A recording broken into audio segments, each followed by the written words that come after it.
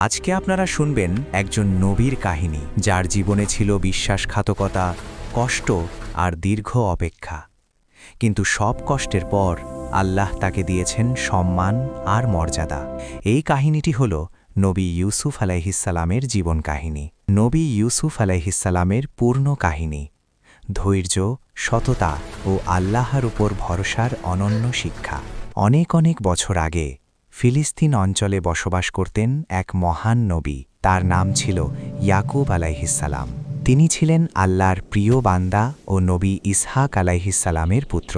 ইয়াকুব আলাইহিসসালামের অনেক ছেলে ছিল, তাদের মধ্যেই একজন ছিলেন খুবই সুন্দর, চরিত্রে পবিত্র এবং বুদ্ধিতে প্রখর। তার নাম ছিল ইউসুফ আলাইহিসসালাম। ইউসুফ আলাইহিসসালাম ছোটবেলা থেকেই তার পিতার খুব প্রিয় ছিলেন।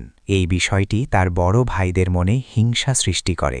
একদিন রাতেই ইউসুফ আলাইহিসসালাম একটি আশ্চর্য স্বপ্ন দেখেন। তিনি দেখেন 11টি তারা, সূর্য ও চাঁদ তাকে সিজদা করছে।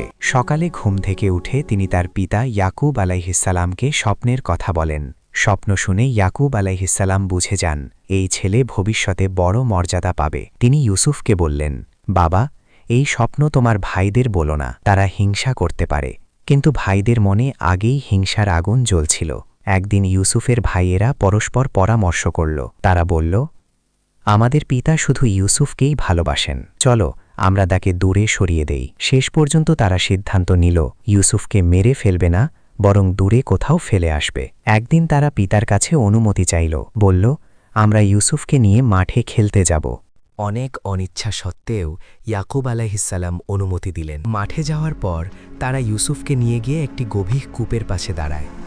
তারপর নির্দয়ভাবে তাকে কূপের ভিতর ফেলে দেয়। কূপের অন্ধকারে একা পড়ে গেলেন ছোট্ট ইউসুফ। কিন্তু তিনি কাঁদলেন না। তিনি জানতেন আল্লাহ তার সাথে আছেন। আল্লাহ তাআলা তখনই তার অন্তরে ওহী পাঠালেন, একদিন তুমি এই ভাইদের সামনে দাঁড়াবে, আর তারা তোমাকে চিনতেও পারবে না। ভাইরা বাড়ি ফিরে এসে একটি ছাগল জবাই করে তার রক্ত ইউসুফের জামায় লাগিয়ে নিল। তারপর কান্নার অভিনয় করে পিতার কাছে বলল, একটি নেকড়ে ইউসুফকে খেয়ে ফেলেছে। ইয়াকুব আলাইহিসসালাম বুঝে গেলেন এটা মিথ্যা। তবুও তিনি বললেন, আমি সুন্দর ধৈর্য ধারণ করব, আল্লাহই সাহায্যকারী। এদিকে এক কাফেলা সেই কূপের পাশে এসে থামে। তারা পানি তুলতে গিয়ে ইউসুফকে দেখতে পায়। তারা আনন্দে বলে ওঠে, এই তো এক কিশোর। তারা ইউসুফকে তুলে নেয় এবং মিশরে নিয়ে গিয়ে খুব অল্প দামে বিক্রি করে দেয়। মিশরের এক উচ্চপদস্থ ব্যক্তি তাকে কিনে নেন। তিনি তার স্ত্রীকে বলেন, এই ছেলেটিকে সম্মানের সাথে রাখো, সে আমাদের উপকারে আসতে পারে।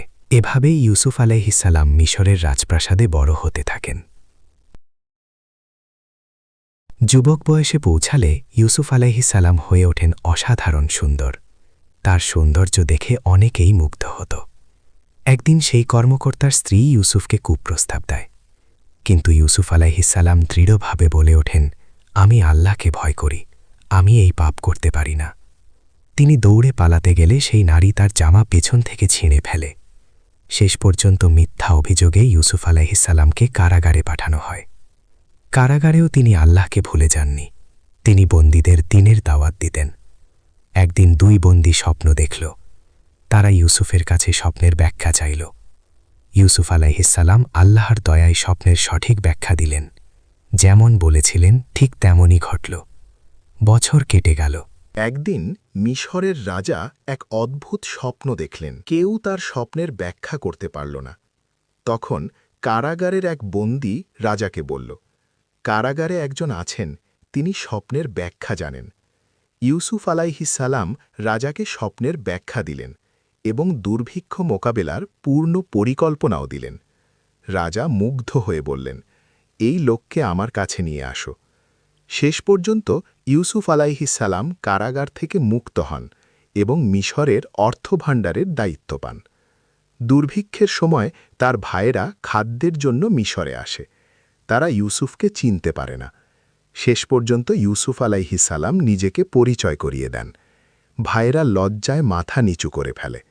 ইউসুফ আলাইহিসসালাম বলেন, আজ তোমাদের ওপর কোনো অভিযোগ নেই, আল্লাহ তোমাদের ক্ষমা করুন। তিনি তার পিতা ইয়াকুব আলাইহিসসালামকে মিশরে নিয়ে আসেন। তখন ইউসুফের সেই ছোটবেলার স্বপ্ন পূরণ হয়। সবাই তার সামনে সম্মানের সাথে নত হয়।